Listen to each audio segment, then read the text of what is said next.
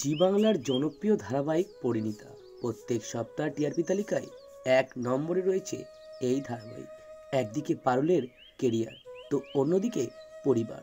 দাদুর কড়া শর্তের মুখোমুখি পারুল কোন পথ বেছে নিল সে? অবশেষে পারুল ফিরে এলো ব্রাইট মাইন্ডসে।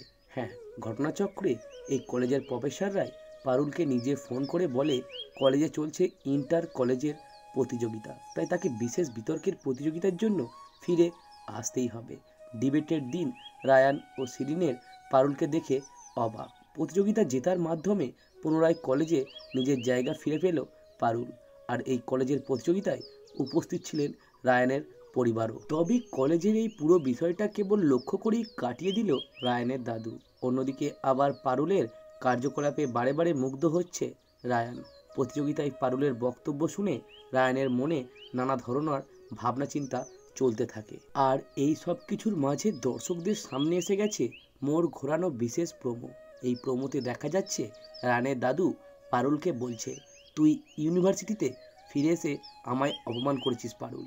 দাদুর কাছে ক্ষমা চেয়ে পারুল বলে সে তার স্বপ্নের সঙ্গে কোনো আপোষ করতে পারবে না। পারুলের এই কথা শুনে রায়ানের দাদু রেগে যায় আর তাকে জিজ্ঞেস করে সে ব্রাইট মাইন্ডস ইউনিভার্সিটিতে থাকতে চায় নাকি বসু পরিবারের বৌমা হয়ে ফিরতে চায়, কোনটা?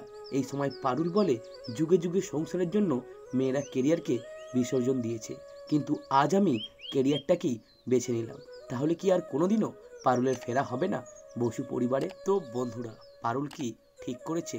এ বিষয়ে তোমাদের কি মতামত অবশ্যই কমেন্ট করে জানাতে ভুলবে না। ধন্যবাদ।